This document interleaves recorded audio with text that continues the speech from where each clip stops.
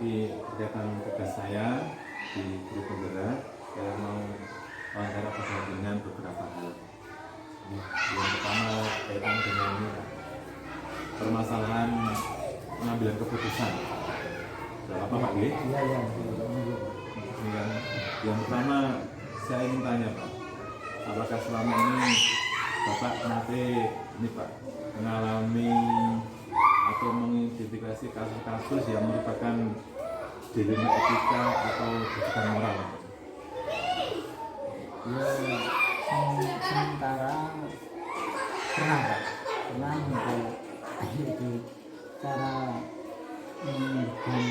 mengidentifikasi kasus yang merupakan yaitu dilema etika. Itu pernah ada di SD Negeri 3 Tanjung.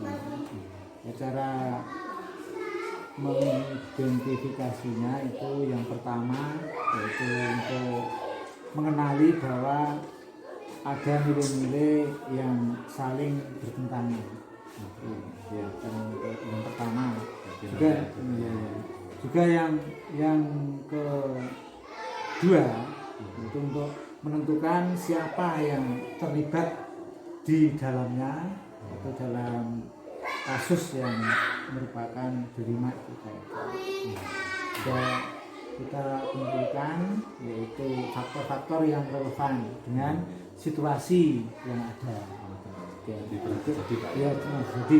juga di situ ada pengujian benar atau salah yaitu pada kasus yang merupakan dilema etika. Itu sementara. Contohnya pun pas hal nopon Pak, nanti ikuti lanjutnya. Ya, kan ada suatu saat anak melaksanakan tes itu di dalam kelas, tes sumatif kemarin. Kebetulan pada saat itu anak itu nyontek di dalam kelas, dan juga bapak ibu guru termasuk pengawas itu ya tahu bahwa anak itu menyontek. Itu anak itu kan takut Pak, jangan sampai dilaporkan kepada bapak saya seperti itu. Jadi untuk pengawas itu kan mikir dua kali sih Pak. Oh seperti itu yang terjadi Pak. Jadi kemudian Pak selanjutnya saya terus ketika ada masalah tersebut, bagaimana Bapak menjalankan keputusan pengambilan sekolah Bapak, terutama jika ada kasus-kasus di mana ada dua kepentingan yang sama benar tadi Pak? Iya. Itu kira-kira apa yang jenengan lakukan tadi Pak untuk menyelesaikan masalah tadi? Tadi kan sama benar berarti antara anak juga pengen benar dapat nilai bagus, Pak Guru juga perso bahwa itu ada nyontek. Lah ini kira-kira apa yang jenengan lakukan untuk? Ya, saya sebagai kepala sekolah atau dalam menjalankan pengambilan keputusan kasus di mana dua kepentingan yang sama benar atau sama-sama mengandung kebajikan, ya, kebaikan, itu pertama kita identifikasi keputusan yang perlu diambil dari kita sebagai kepala sekolah. Itu juga cari solusi atau alternatif yang selanjutnya yaitu ambil tindakan untuk yaitu sebagai kepala sekolah itu untuk mengambil keputusan karena ada dua kasus, tapi kasus itu sama-sama mempunyai angka atau nilai kebaikan. Yang pertama ya tadi saya perlu yaitu identifikasi keputusan yang perlu diambil, juga cari solusinya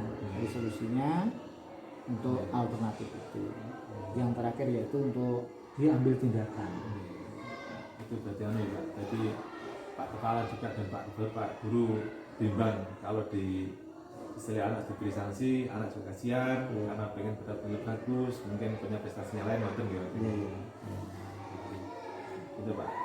untuk yang selanjutnya Pak, mungkin di masalah yang lain, jika mungkin adakah langkah-langkah jenengan ketika mempunyai permasalahan ya, untuk menyelesaikan masalah tadi Pak, dengan pengambilan keputusan itu kira-kira langkahnya apa nih Pak yang paling jenengan lakukan? Dalam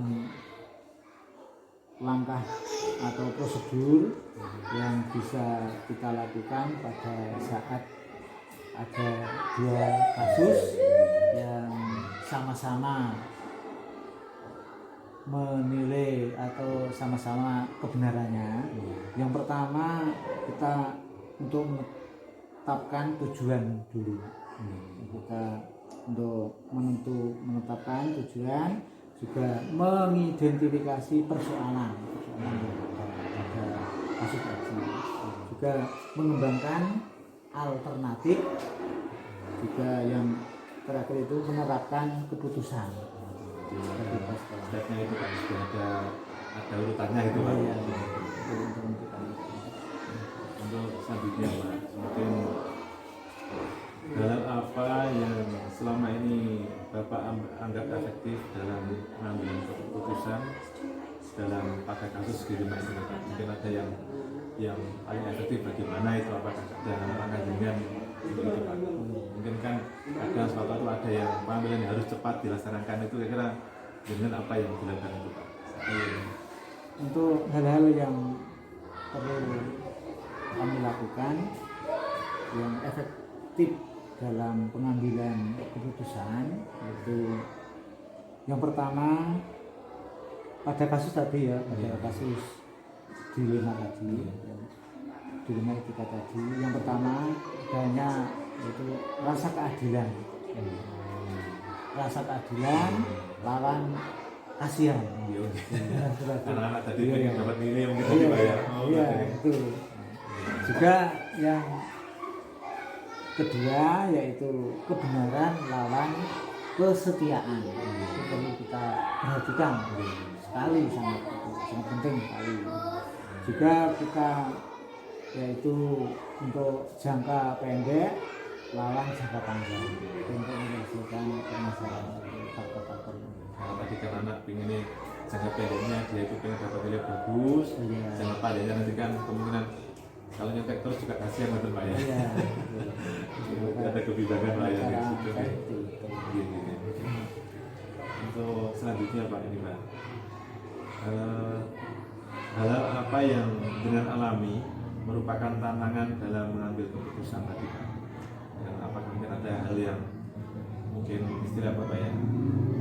Tadi berarti kan kalau dialami dalam pertanyaan berarti tadi dengan mempertimbangkan antara keadilan kasih sayang tadi sudah Iya. Yang berikutnya Pak ini ya, yang tiga nih saya. Kemudian apakah Bapak memiliki tata kelola atau jadwal tertentu dalam menyelesaikan kasus etika dilema? Apakah Bapak juga menyelesaikan di tempat atau membuat jadwal untuk menyelesaikan jadwal tadi Pak, masalah tadi? Jadi yang pertama tadi Pak, apakah Bapak itu punya jadwal untuk menyelesaikan permasalahan seperti tadi Pak? Juga yang tadi kan Pak Guruan mengatakan untuk hal-hal yang merupakan tantangan dalam pengambilan kasus tadi Pak. Kita tanya belum Ya, ya? itu belum. Itu hal-hal yang merupakan tantangan dalam pengambilan kasus etika atau dilema etika itu merupakan yaitu pertama individu itu lawan masyarakat. Itu juga tantangan juga. Ya, juga lawan keadilan. Lawan keadilan itu lawan rasa kasihan. Termasuk tantangan juga. Berpikir berbasis hasil akhir atau kebenaran lawan kesetiaan. Sedangkan untuk yang dalam menyelesaikan kasus dilema etika itu tidak langsung menyelesaikan di tempat. Nah, kita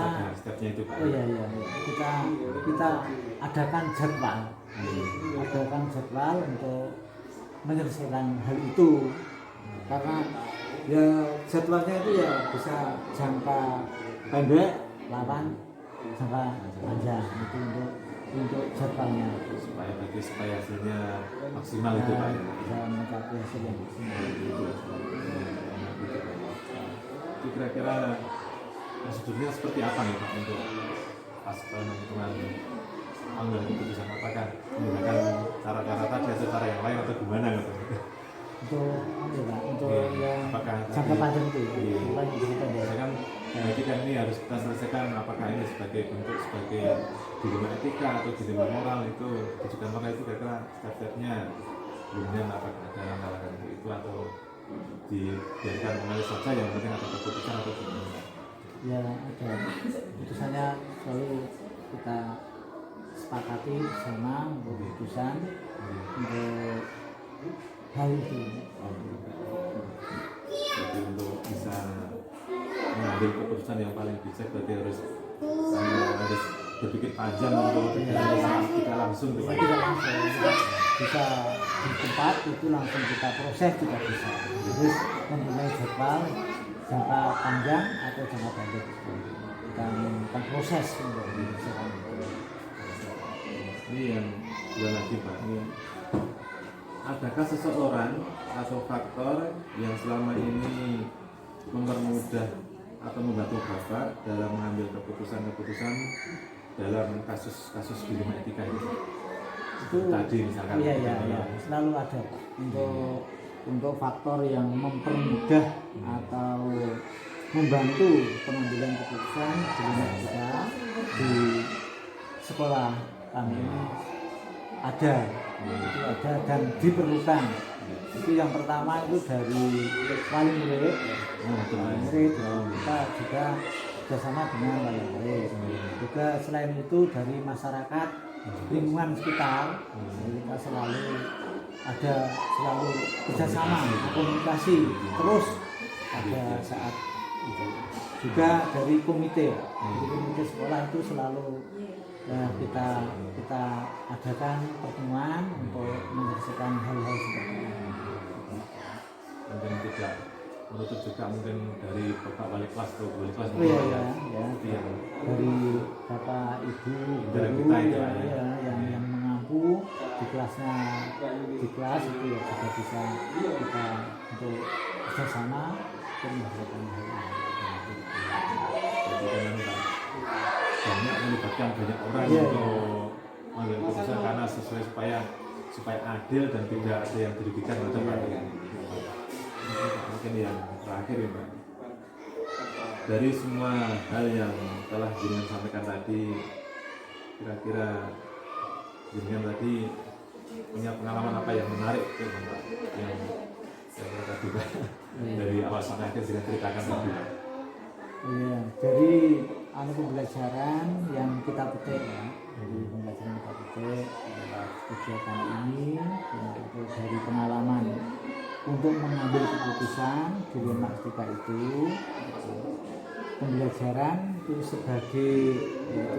sebagai pengambil pada proses pembelajaran atau keputusan atau mengambil keputusan dapat berkontribusi pada proses pembelajaran di sekolah. Dengan adanya kegiatan ini, semoga saja sekolah kita lebih maju daripada sebelumnya. Ya, dengan tahapan-tahapan itu harapannya setiap keputusan berpihak pada semuanya, tidak banyak merugikan dan baik untuk semuanya betul. Khususnya di sekolah jadi itu.